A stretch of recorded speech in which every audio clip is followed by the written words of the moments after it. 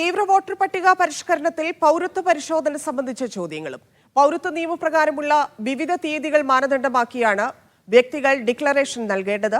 അപേക്ഷകന്റെയും മാതാപിതാക്കളുടെയും ജനന രേഖകൾ അടക്കം തെളിവായി ഹാജരാക്കണമെന്ന് SIR എന്യൂമറേഷൻ ഫോമിൽ പറയുന്നു. Media one exclusive.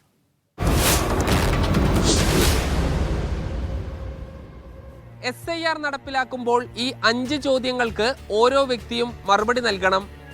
ചോദ്യം നമ്പർ 1, നിങ്ങളുടെ ജനനം 1987 ജൂലൈ 1 മുൻപാണോ?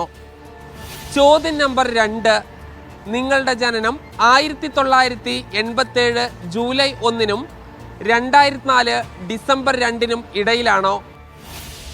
ചോദ്യം നമ്പർ 3, നിങ്ങളുടെ ജനനം 2004 ഡിസംബർ 2 ശേഷമാണോ? ചോദ്യം നമ്പർ 4, നിങ്ങളുടെ ജനനം ഇന്ത്യക്ക് പുറത്താണോ? ചോദ്യം നമ്പർ 5, നിങ്ങൾക്ക് ഇന്ത്യൻ പൗരത്വം ലഭിച്ചത് സ്വാഭാവികമായാണോ രജിസ്ട്രേഷൻ വഴിയാണോ? ഇന്ത്യയിലെ പൗരത്വ നിയമം അനുസരിച്ച് പൗരത്വം തെളിയിക്കാൻ രേഖകൾ സഹിതം ഉത്തരം നൽകേണ്ട ചോദ്യങ്ങളാണിവ. പക്ഷേ ഇപ്പോൾ ഈ ചോദ്യങ്ങൾ പൗരനോട് ചോദിക്കുന്നത് തെരഞ്ഞെടുപ്പ് കമ്മീഷനാണ്. 18 തികഞ്ഞ ഒരാൾക്ക് വോട്ടവകാശം നൽകാൻ വേണ്ടി.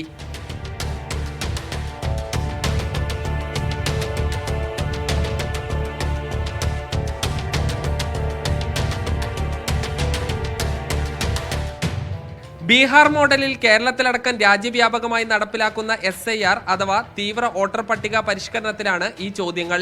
ഇവയ്ക്ക് മറുപടിയായി വ്യക്തികൾ പൗരത്വ പ്രഖ്യാപനം നടത്തണമെന്നാണ് SIR-ലൂടെ എന്യൂമറേഷൻ ഫോമിൽ പറഞ്ഞിരിക്കുന്നത്.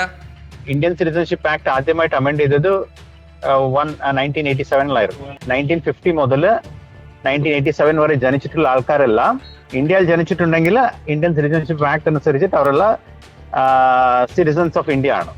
87 മുതൽ 2004 വരെ രണ്ടാമത്തെ അമെൻമെന്റ് വന്നത് 2004-ലാണ്. ഒരു പേരന്റിടെ കൂടി ഒരു ID കൊടുക്കണം എന്നാണ് അതിലുള്ളത്. അമെൻമെന്റ് 2004 വന്ന ശേഷം 2 പേരന്റ്സിനെ കൂടി ഒരു ഡോക്യുമെന്റ് വേണമെന്നാണ് അതിൽ പറഞ്ഞിട്ടുള്ളത്. പൗരത്വ ഭേദഗതി നിയമപ്രകാരം നടപ്പിലാക്കാൻ ശ്രമിച്ച NRC അഥവാ നാഷണൽ രജിസ്ട്രേഷൻ ഓഫ് സിറ്റിസൺഷിപ്പിനും വേണ്ടത് സമാന വിവരങ്ങളാണ്. വോട്ടർ പട്ടിക NRC-യിലേക്ക് കൺവേർട്ട് ചെയ്യാനുള്ള സാധ്യത ഉണ്ട്. NRC-യിലേക്ക് തന്നെ എന്തായാലും ആ ഒരു സാധ്യത നമുക്ക് തള്ളിക്കളയാനാവില്ല. കാരണം പൗരത്വം തന്നെയാണ് ഇതിനുള്ള ആധികാരിക രേഖയായിട്ട് വേണ്ടത്.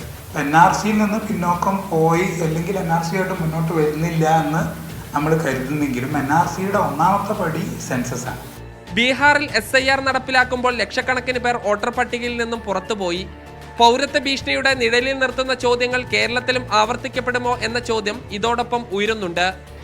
2002-ലെ വോട്ടർ പട്ടികയിൽ ഉൾപ്പെടാത്ത ആളുകൾക്ക് ആധാർ ഉൾപ്പെടെയുള്ള രേഖകൾ സമർപ്പിച്ചുകൊണ്ട് വോട്ടർമാരാകാമെന്നാണ് തെരഞ്ഞെടുപ്പ് കമ്മീഷൻ പറയുന്നത്.